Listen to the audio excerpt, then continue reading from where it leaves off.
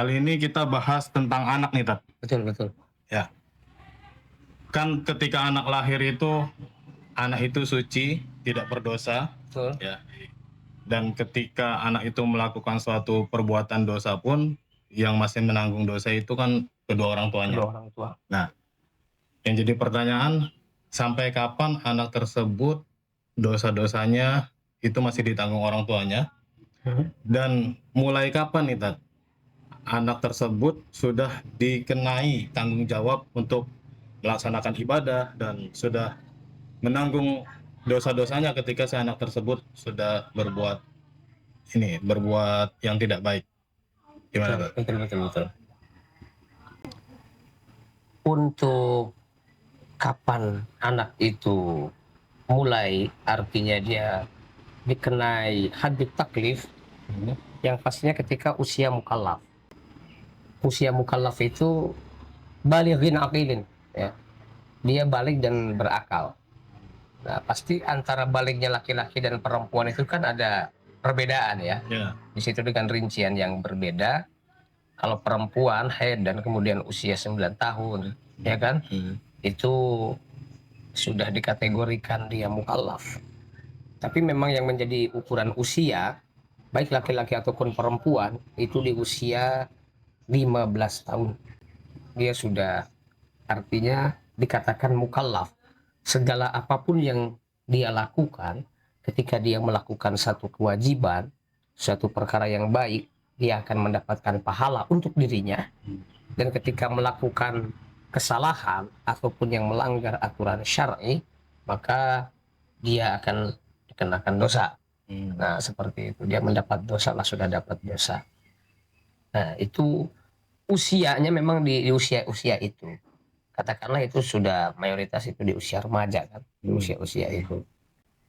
Sekalipun anak itu belum mencapai usia mukallaf, sebetulnya memang sejak awal dia usia tamyiz. Usia tamyiz itu kan sekitar 7 tahun, hingga 7 sinin.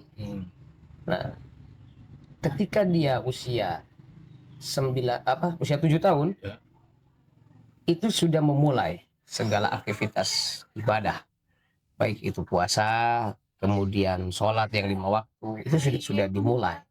Dan itu harus sudah mulai belajar di usia itu.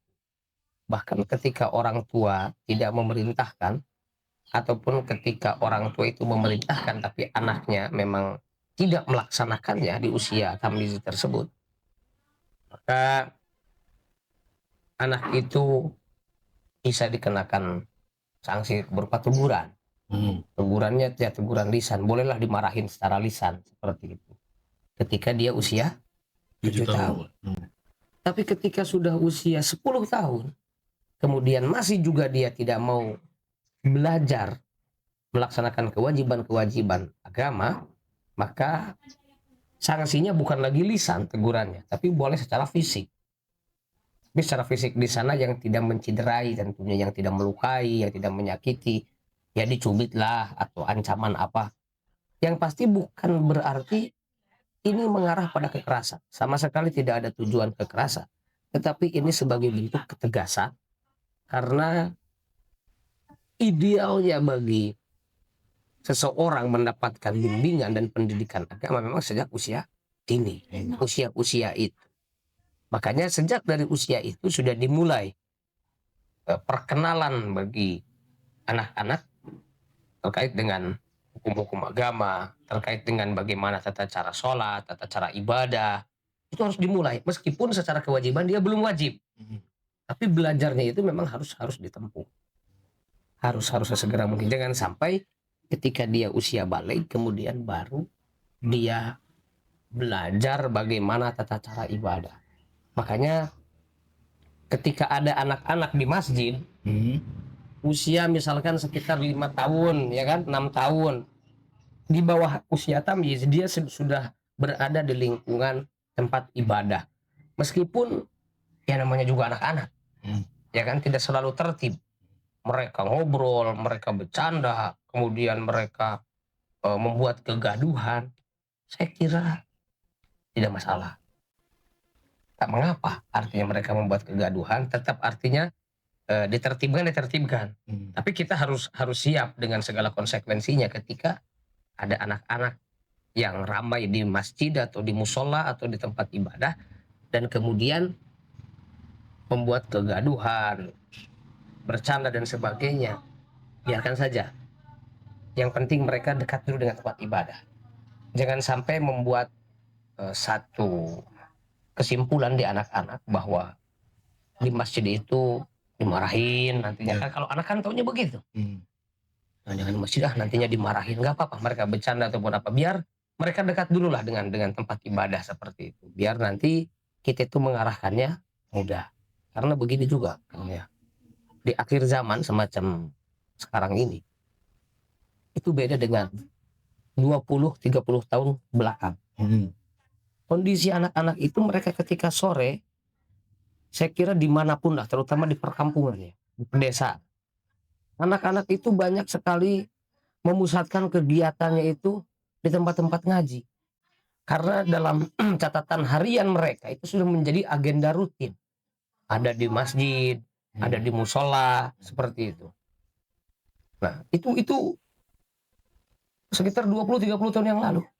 Tanpa disuruh pun mereka sudah refleks dengan kegiatan semacam itu. Apalagi kalau sudah waktu maghrib, sudah betul-betul memusatkan mereka itu di tempat-tempat ibadah begitu, untuk mengaji, meskipun ya kadang dicampur dengan bercanda juga. Tapi setidaknya aktivitas itu hidup. Saya ingin sekali suasana itu kembali di zaman sekarang. Dengan alih-alih modernisasi dan sebagainya, justru dengan adanya handphone di setiap rumah, bahkan di setiap anak pun memegang handphone. Bahkan bukan sebatas handphone, di setiap rumah sekarang sudah dipasang wifi. Nah, tidak apa-apa kita dengan kemajuan itu, justru kita mengikuti perkembangan, ya kan? Mengikuti perkembangan zaman, era informasi dan sebagainya. Tapi sisi buruknya itu mereka keenakan karena dunia sudah ada dalam genggamannya. Di rumahnya pun dunia sudah diketahui. Mereka tanpa mengindahkan lagi seruan-seruan maghrib mengaji misalnya, ya kan? Kemudian tidak mau mengikuti arahan-arahan dari orang tua karena sudah didominasi dengan kesenangan-kesenangan tadi. Jadi kita juga di sini punya kewajiban untuk kembali meningkatkan lagi kesadaran sebagaimana beberapa puluh tahun yang lalu. Jadi jangan sampai di satu sisi ada kemajuan teknologi, di sisi lain ada kemunduran, ya kan? Ada kemunduran dari segi apa berarti tadi? Pembelajaran, kemudian pengajian. Nah, seperti itu. Dan aneh juga kadang di zaman-zaman sekarang itu, sudahlah, setiap orang tua ketika memang anaknya itu ada di masjid, ada di musola atau di tempat pendidikan, dan itu waktunya adalah waktu sore, waktu malam, sudah tidak usah dicari. Kalau sudah tahu di tempat itu, yakinkan mereka pasti aman, mereka pasti artinya ada di tempat yang pas. Ketimbang nongkrong-nongkrong di pinggir jalan, atau misalkan anak itu melakukan aktivitas yang di luar tempat-tempat tadi, justru itu yang harus dicari. Apalagi di waktu-waktu maghrib, di waktu-waktu isya misalnya. Ini kan waktu-waktu yang rentang.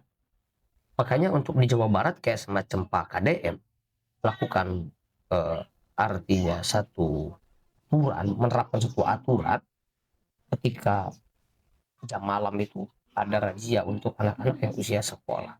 Karena sudah tidak ideal mereka ada di jalanan atau mereka ada nongkrong di mana. Dan saya yakin itu bukan sedang membicarakan tentang ilmu ataupun tentang hal-hal yang bermanfaat, saya yakin itu.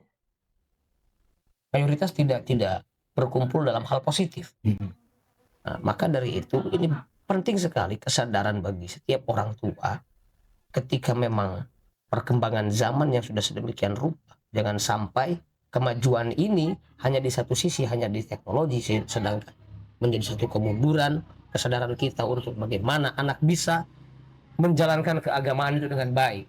Nah, justru di usia-usia itu, coba bayangkan Kang Misbah, kalau anak yang seharusnya di usia 7 tahun mereka belajar sholat, kemudian belajar pas dan tidak melakukan itu karena saking sudah tergerus oleh perkembangan zaman, maka aturan-aturan tadi lambat laun itu akan menjadi Tidak ada. Ya tidak. Ya. Nah sekarang misalkan masih ada nih yang masih bisa menghidupkan keagamaan dan sebagainya, itu karena memang ada pendidikan masa lalu yang membekas di era sekarang. Bayangkan untuk era sekarang sudah tidak seperti era dulu. Nah di era yang semakin depannya lagi kan akan semakin terkikis dan semakin semeraut nantinya. Nah maka dari itu, meskipun awal pembicaraan kita itu dari segi kapan seseorang itu mulai terkena haddut taklif, tapi ini kaitannya juga nanti dengan hal-hal seperti tadi. Ya. Selanjutnya nih Tat, dari tadi kan kita ngebahas hukum si anak tersebut. Nah, bagaimana hukumnya orang tua ketika anaknya sudah berumur 7 tahun tapi tidak mengenalkan tentang cara-cara beribadah gitu Tat? Ya, itu sudah pasti berdosa. Sudah jelas itu berdosa. Karena bagaimanapun juga anak itu kan sebagai titipan. Sebagai amanah yang jangan sampai ketika diminta pertanggungjawaban maka kita yang disalahkan. Nah, kalau orang tua sudah memerintahkan anaknya untuk melakukan ibadah, kemudian si anaknya masih juga membangkang, itu sudah lain urusan. Karena kewajiban orang tuanya sudah dilaksanakan itu kan. Nah, ini yang justru yang salah itu ketika si orang tua memang sama sekali tidak memerintahkan. Ini yang salah. Dan ini menjadi dosa. Karena bagaimanapun juga dengan adanya firman Allah, ya ayyuhalladzina amanu qu anfusakum wa ahlikum naro. Justru ayat tersebut adalah memerintahkan bukan hanya diri kita saja. Artinya yang terhindar dari siksa api neraka itu ya si orang tersebut dan keluarganya. Anfusakum itu kan berarti jiwa-jiwa kalian, diri-diri kalian. Tidak hanya sebatas hidup, tapi juga keluarganya juga, agar terhindar dari siksa api neraka. Nah, di antara upaya dalam kitab Ibnu Jain itu disebutkan bahwa inti daripada ayat tersebut adalah bagaimana agar warga, anak dan istri ya, itu agar terhindar dari siksa api neraka, maka dengan menjalankan syariat agama, memprioritaskan urusan agama. Siap, terima kasih Tat. Jadi intinya itu, jadi ketika anak kita sudah menginjak umur 7 tahun, kiranya para orang tua itu mengajarkan anak-anaknya untuk belajar mengenal ajaran-ajaran agama Islam. Syukur-syukur sebelum 7 tahun pun sudah diajarkan, sudah diajarkan, sehingga jadi ketika si anak ini sudah menginjak akil balik, ya, di mana dia sudah diwajibkan untuk melaksanakan ibadah dan sudah menanggung dosanya sendiri, maka si anak tersebut sudah siap, sudah tinggal praktiknya saja. Nah, cara-caranya, tata caranya, belajarannya udah di masa tamis. Ketika sudah aktif balik, sudah biasa, tinggal melaksanakannya saja, sudah terbiasa. Mungkin itu pembelajaran kali ini bersama Penyuluh Agama Islam dari KUA Kecamatan Greget. Mohon maaf bila ada salah-salah kata. Assalamualaikum warahmatullahi wabarakatuh. Waalaikumsalam warahmatullahi wabarakatuh.